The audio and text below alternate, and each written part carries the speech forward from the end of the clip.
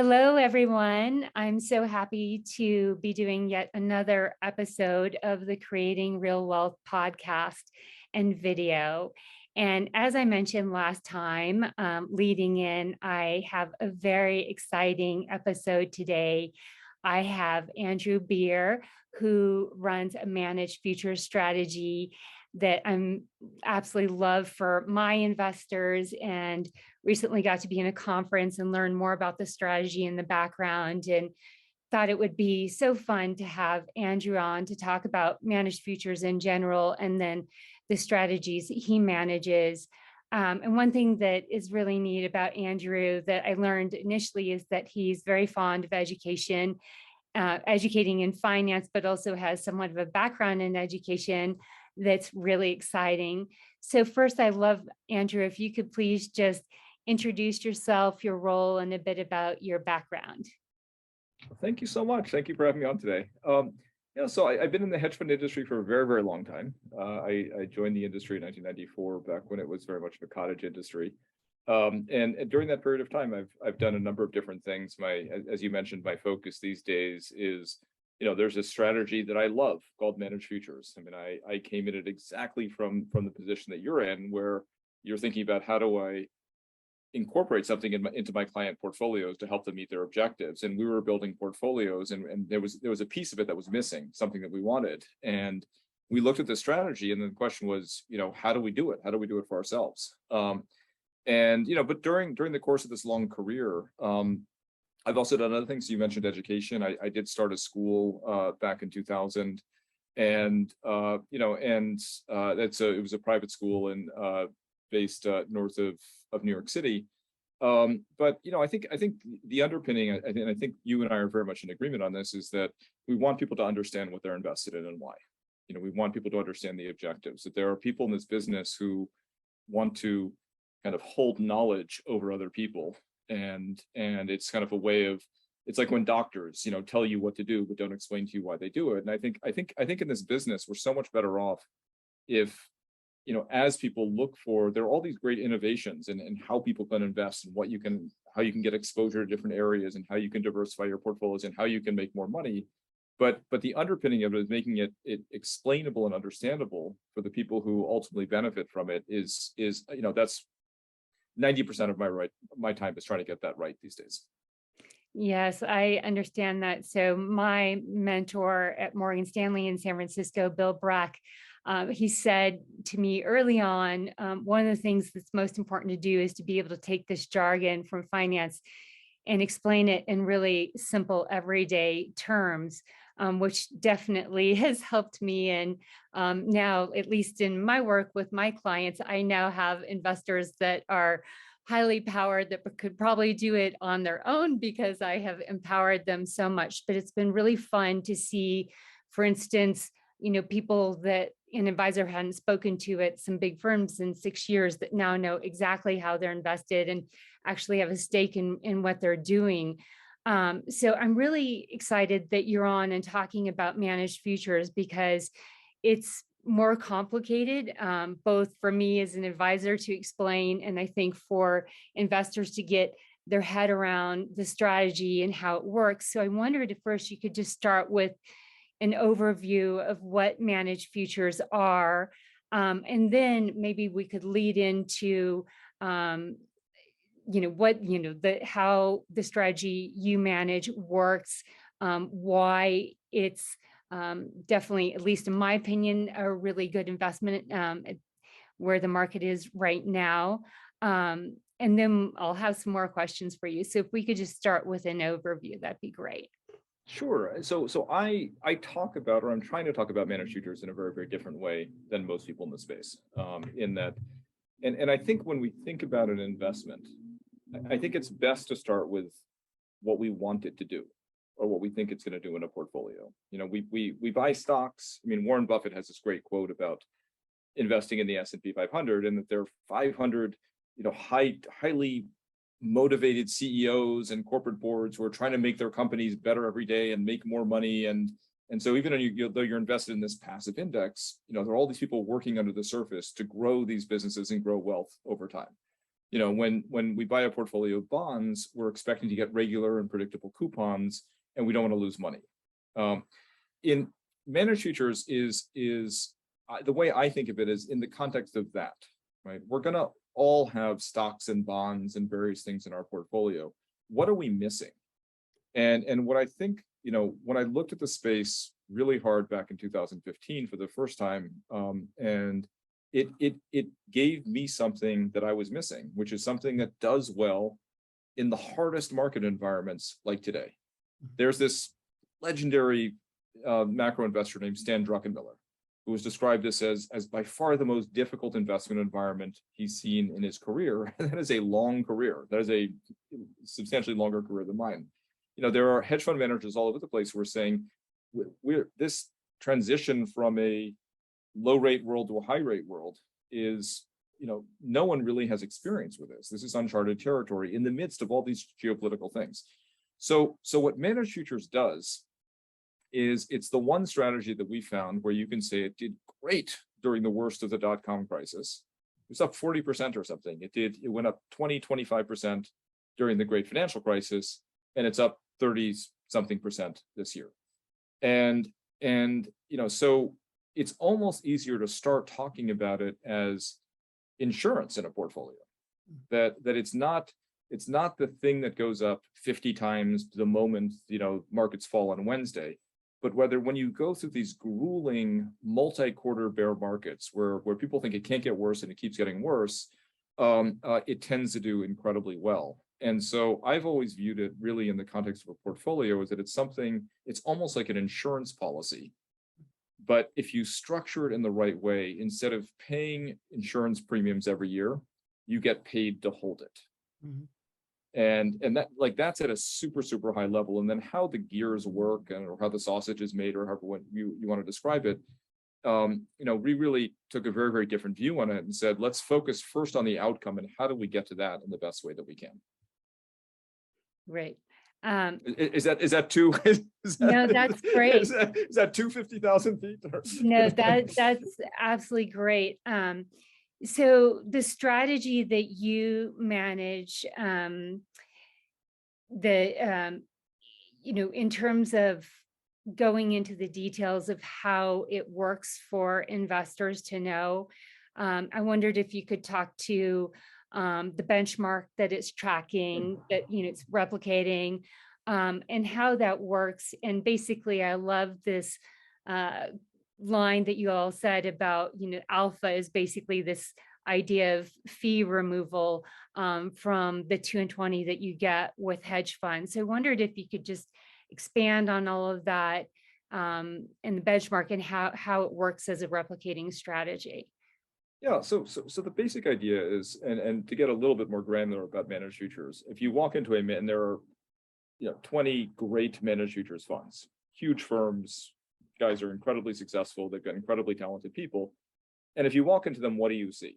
You see basically a bunch of guys sitting around with computers. There's no shouting, there's no yelling, there's no reading footnotes, there's no interviewing company management. And what they're trying to do is they're looking across the markets very broadly. So the markets are not just equities and bonds, they're also currencies, they're commodity markets. And what they're basically doing is studying the recent movements in the markets to try to figure out, okay, treasury yields have been going up. Are they likely to keep going up? Are they, oil was going up and now it's not going up anymore. Should we be out of that trade? What about the yen, the dollar? The dollar keeps going up. Is that likely to continue? And so they all have different ways of skinning this cat. But in a sense, what the models are doing is analyzing a ton of data from the markets. It may be what's happened in the past month, past 6 months, past year. And then building portfolios where they're not saying we're going to just only bet that the 10-year treasury yield is going to go up, but rather saying, all right, this is a good trade. Let's put a little bit there, a little bit there, a little bit there. And the models are entirely driven by computers. So in a year like this, what's happened is that a lot of those trades have worked really, really well. And they tend to work really well because as humans, we struggle that things can move this far. So I wrote a paper about kind of the return of inflation. And even in the middle of last year, very, very few economists thought that there'd be any rate hikes this year. I mean, it was just, it took a really, really long time to figure it out, but these guys figured out that the world was changing very, very fast.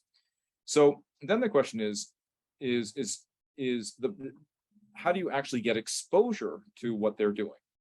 And the typical way of getting exposure is to say, there are 20 guys who do it, and I'm going to pick one, and he's going to be my choice. The problem is that when you look at the data, and this is the kind of stuff where we do, really, really deep dives on it, that's like saying, I feel really good about the S&P 500, I'm just going to pick a stock. You could be really right, or you could be really wrong. And that's part of the sort of education process, is people often look at it and they think, wow, this stock's been doing better than the other 499. Maybe it's going to keep going, but then it doesn't. And so what we basically said, we said, let's come up with a completely different approach, which is to say, we can study what those 20 guys are doing. We're not going to invest with them, but we can study them, and we have our own models and risk techniques. And I've got two partners who are extraordinarily good quants. One of them is a former math professor who apparently proved that bubbles exist, so we can all relax now. My other partner is we've been doing this for 15 years together. It's basically trying to find a way to understand how these guys are positioned. And so what we do something is called replication, which is basically, if these guys are betting that the 10-year treasury rate is going to go up, we make the same bet that they do, but in futures contracts. If they're betting that gold is going to go down, as they are right now, for their own reasons, then we simply short a futures contract that makes money if gold goes down further. And the reason this makes sense as an investment strategy, or the reason it works really well as an investment strategy, is because these guys are really expensive to invest in. A typical fund, when you get through all of their trading costs, their management fees, their performance fees, it might be 500 basis points a year. And this year, even when they're doing well, because they get paid a percentage of the profits, it's more like 1,000 basis points this year. So our very, very simple approach was almost to approach this the way Vanguard or somebody approached traditional assets, is let's figure out the average position of all of these guys, but do it in a really, really low cost way. And by cutting out all the fees and expenses, by not taking the risk that we're only picking one guy who does well versus one guy who does poorly, we can develop something that just stably over time tends to do better, generates better returns over time. And then we put it into an ETF. We had a extraordinarily sophisticated multi-billion-dollar family office client who first invested with us in 2016, and they agreed to roll their investment into this ETF DBMF in 2019, and that's where. And so now we've actually kind of solved the other side of it, which is to make it easy to invest in. Mm-hmm. Absolutely. So what comes to mind for me is, oftentimes I'll have a client that's in between, almost a QP, but not, that, wants hedge fund access, but can't get it through, at basically institutional levels. So it's an overused word, but it's like democratizing the space in a sense of access to hedge funds, and then really like an index of hedge funds. With this replicating strategy, which I think is great, from my clients, and especially now in this market where, we're really looking to hedge inflation. We have this downturn. One thing that you mentioned, and I also saw it on your LinkedIn, was about regime change and how this strategy, obviously you spoke to it doing well in volatility, but in terms of the regime change, and also basically the foundation of why we're having this downturn and the different factors going into it, I wonder if you could talk a little bit about that. And another thing I noticed in a recent post too is talking about inflation, that it did start at the beginning of 2021 when, I was on calls with firms third quarter 2021, big firms saying inflation was transient. And as an advisor, I was going on the record and saying, I literally have a video so I can prove it, say this is not transient. And that was And I knew that because I knew there were so many factors going in that were disruptive. So I wonder if you could talk about regime change, starting in 2021. The Druckenmiller quotes, I think some of it came from 2021 when he was putting his finger on it, and really, wrapping it up then back with how this ties into this managed futures strategy. Sure. So I think so. An interesting thing happened. So let's use the real life example of the 2010s, right? Okay. So the 2010s were an absolutely insane decade from an investment perspective. In the beginning of the decade, people thought equities were going to earn zero over the decade, and it had probably the best decade it's ever had. Right? People thought interest rates couldn't go any lower, and they kept going lower, lower, lower. And then when you thought they couldn't go any lower, COVID hit, and they even went lower, and we had negative interest rates all over the world. We had, it was government spending more and more and more money and never having a feedback loop of maybe that's not such a great idea. So 100-year bonds that were issued with like 2% yields. I mean, we're going to look back on the 2010s and we're going to be telling our grandkids about the 2010s, and they're not going to believe it. Mm-hmm. They're going to be like, wait, you had dog themed coins that were worth hundreds of billions of dollars. Like, it was such a weird time. And I think what happens is, there were skeptics in 2015 about it. Jeremy Grantham, one of the great skeptics, in 2015 basically said, US stocks are too expensive, shift into emerging markets. He was, that was a terrible, terrible, terrible call. The bubble got bigger and it got bigger and bigger. Now he calls it a super bubble. And so the critics, the voices who questioned it, slowly their voices get quieter over time, because they're wrong, right? They were wrong in their timing. So you get to the end of the decade, and what do you have? So most people you've two camps. You either have people whose businesses were built around their prosperity, their fame was built around this regime. So, if you were a tech hedge fund, if you were somebody like Kathy Wood at ARK, right? Your very success, your popularity, your billions of dollars of wealth was tied to this low regime environment. Mm-hmm. And secondly, you had people who, just because that was what was working, it was all over their portfolios as well. If you were a Vanguard client who had a 60-40 portfolio of the S&P 500, which was predominantly tech stocks, whose valuations were dependent upon low interest rates, and you had a normal bond portfolio that was earning between 1% and 2%, that also was dependent upon low interest rates, you had your business, in a sense, and decisions that you'd made, as you say, these wealth managers coming out and saying, no, this is the state of the world, and we're going to have the state of the world forever. So most people really, really struggle with it. And then when they start to see the change, there's this, I think probably the greatest advancement in finance over the past 20 years has been the understanding of our human biases. And one of them is something called anchoring, which is that if I've gotten used to a world with a 1.5% treasury yield, I can imagine it going to 2%. I can't imagine 4%. Right. And some of us are old enough to have actually remembered, 15%. I don't remember it honestly, but I think I was buying like Reggie candy bars in New York back when Reggie Jackson was on the Yankees. But so it's very, very hard for us to envision how far these things will go. And that's what happened in the dot-com crisis, right? It's the world had changed. And if you had disbelieved in the dot-com crisis in 1997, by 1999, when we were at the peak, or the beginning of 2000, again, there was just no voice anymore, no contrarian voice. In the GFC, it was real estate. Real estate will never go down. You're diversified if you own real estate in Philadelphia and San Francisco at the same time. So now we're dealing with that with rates. Now the huge advantage that these models have is all of those biases that I've described, the models don't care about. The models loved the low inflation environment in 2019, 2020. Because rates were going down, If rates are going down, it means bond prices are going up. They're just buying bonds.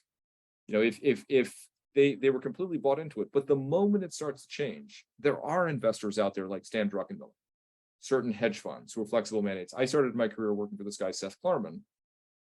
If you asked an investor of Seth Klarman's back in the mid-1990s, what is it that Seth does? What is it that Seth's doing in the portfolio? The answer was, I don't care. Seth's going to figure it out. He has all of my money because he's that smart, and his money is alongside mine. So there are investors who can start to pivot, who can start to change, who haven't kind of told everybody about this. The state of the world is always going to be like this, and that's what the models pick up on. They pick up on the swing voters, and at certain times like now, the swing voters, the information from that is really valuable. So the question now, I think, is how long does the regime change go on for? And you know, we've gone through 9 months of it, or you know, a year of it or something. But I think, you know, the guys that I have an enormous amount of respect for, who've been doing this for longer than I have, think this is a multi-year process. You don't unwind a 10-year monetary fiscal, you know, profligacy party in 9 months. And rather what's going to happen is that there has to be this normalization process.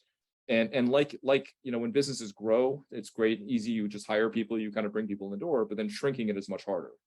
And so we're going to face a lot of these much harder things. How are governments going to, you know, what's going to happen to budget deficits if you're paying 5% interest rates, not, you know, 1% interest rates? What happens when companies have to refinance? I mean, all these things are going to take years and years and years to ripple through the system. So I think the regime shift and the opportunity set continues. Absolutely. You know, it's interesting. Earlier this morning, I through Telluride Venture Network, I mentor some companies, and but I said I wanted to focus on. I'm in Telluride area. I wanted to focus on local businesses and businesses that I really had a passion for, and it was women who had a business called Wild Gals that has organic food in really a food desert. And one of the things that came up was inflation and how this was impacting her business and just gas prices and delivery. So I guess a question to you, and you know, our task is try to help her think through how to bring those things down so her business can grow in really an underserved community that is a food desert. I wonder, what are the inputs to the system right now, as you see them, that you think are the most troublesome? I mean, would it be energy? Would it be the government spending?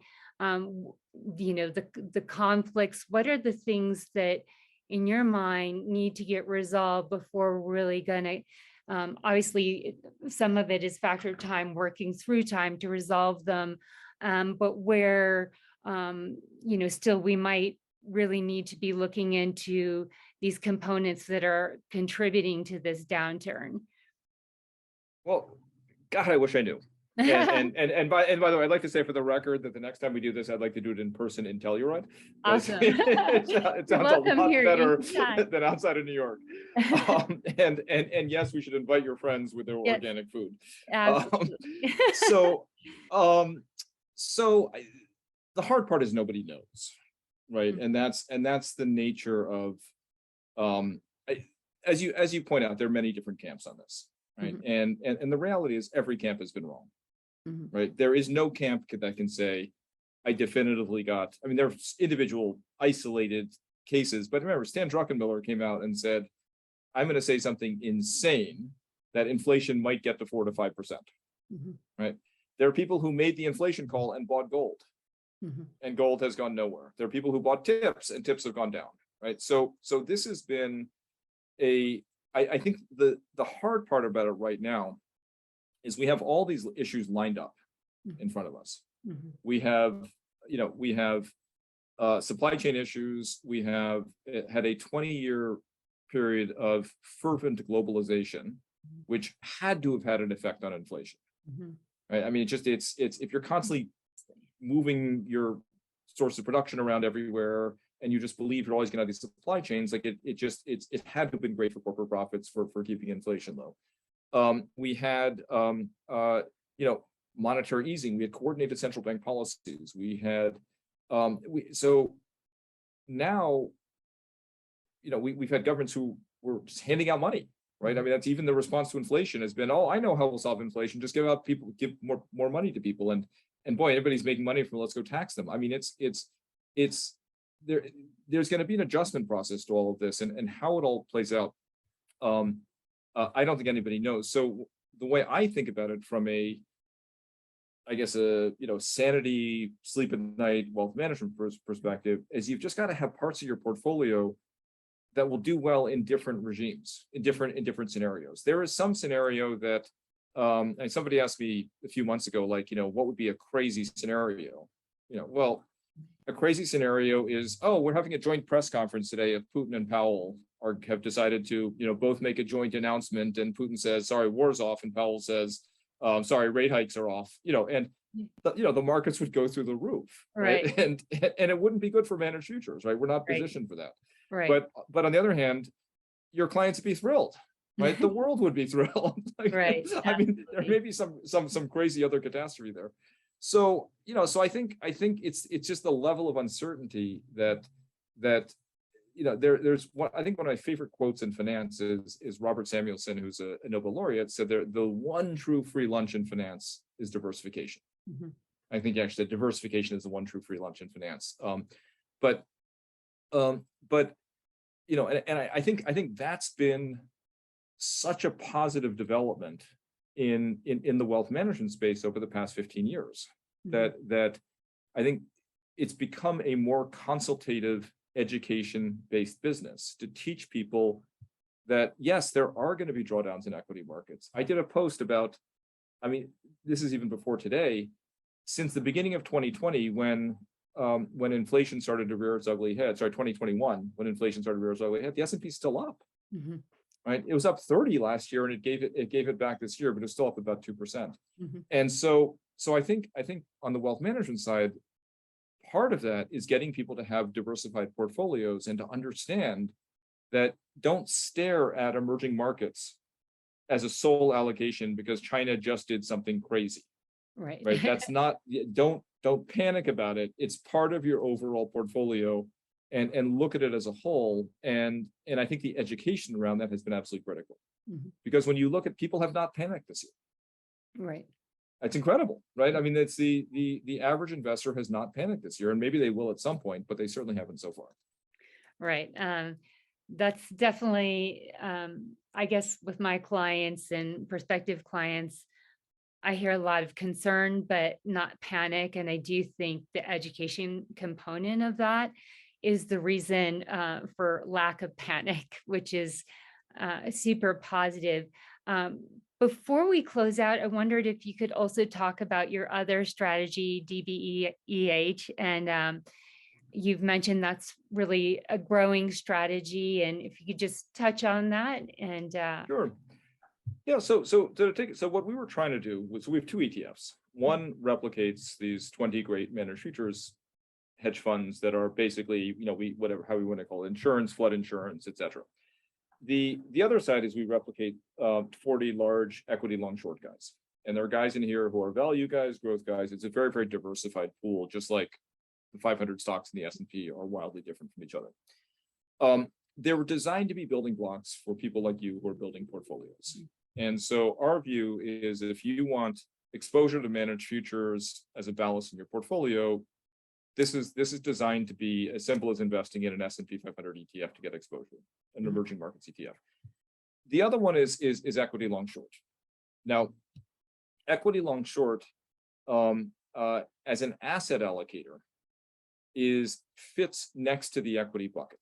Mm-hmm. And the way these guys tend to make money over time, going back to what we talked about, constraints, like that if you walk into the office and somebody says you can only buy, US large cap tech companies, your fortune is going to go up or down with US large cap tech companies. But a guy like Seth Klarman or a Stan Druckenmiller or a lot of hedge funds have the latitude to change what they do. And so there were guys who loved tech stocks 3 years ago who love value stocks today. There are guys who thought the equity markets were going to keep going up last year, who've cut back a lot of their equity risk this year. So what our ETF does is it basically says, it's the same idea as what are the big trades that these guys are doing? How are they managing their portfolios? Not how is this guy doing it or that guy doing it, but on average across the space, what is the smart money telling us about it? And we've seen a handful of really big moves whereby they've reduced equity risk because again, they thought a lot of these funds, they weren't buying the dip. They were actually selling the rip. And I'll leave out the expletives, which I sometimes include, but I won't in this audience. Okay. And they also shifted from growth to value stocks, and growth stocks have done a lot worse than value stocks this year. They've been pivoting actually out of the US into international stocks to some degree, which hasn't worked terribly well this year, in part because of what's going on in Ukraine and Japan. And they had some inflation hedges in place. And so what it's really designed to be is part of your equity allocation. And over time, if equities do 6% per annum, the hope is that this can do maybe not 6, but it can do 5, but with only half the risk. So it's again designed to be sort of a complement as part of an overall portfolio. And again, in terms of who we are as a business, we are not a product mill. We are, we have looked at maybe 25 or 30 ways of doing this idea of bringing the benefits of hedge funds to democratizing, but it's, but most ways don't work, right? And so you mentioned sort of democratizing has this sort of mixed term. Democratizing often has worked well for the asset managers, but not for the clients. The average democratized product has done between 1% and 2% over the past decade, after 1 to 2% in fees. Right? Just not good for clients. Right. And so what we've tried to do is kind of build tools that people can use in their portfolio that are client friendly, diversified, efficient, and but then it ultimately comes down to how you want to construct the whole portfolio and how you can kind of use these tools. And if you decide, look, I want an equity allocation that's more flexible, that can increase or decrease risk, that can pivot from here to there, then this can you can take money from your equity allocation, put it into this. Great. It's really exciting, and I wish you luck in building that strategy. For me, I've done a lot of talking about the new 60-40 portfolio, the 40 in bonds now being replaced by alternative investments. The funny thing has happened, I custody through Charles Schwab. And one thing I've noticed is that with the alts, they're all put, you get a nice pie chart of if your equities, your asset allocation.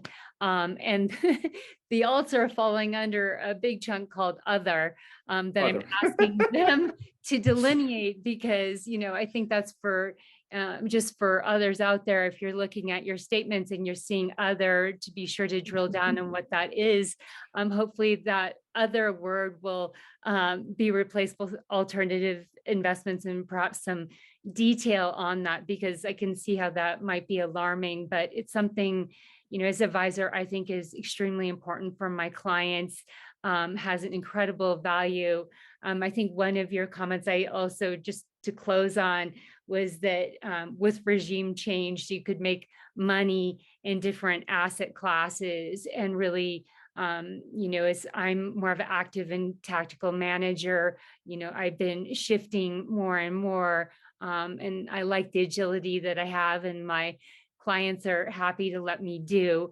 So really, appreciate your strategies, just exceptional job this year with the managed futures strategy, which is always exciting for me to tell my clients that yes, there are options out there. You don't just have to stick with these downward trends. I wonder if there's anything I've left out or that you'd like to mention in closing. Well, no, I think it's a very exciting time for us, and I think that the early adopters of our managed futures ETF in particular, I think one of the things they found exciting was that there's this view that, if only I could invest in the actual hedge funds, right? And anything is, and so in our business, when we're basically copying what they're doing, but we're copying it cheaply.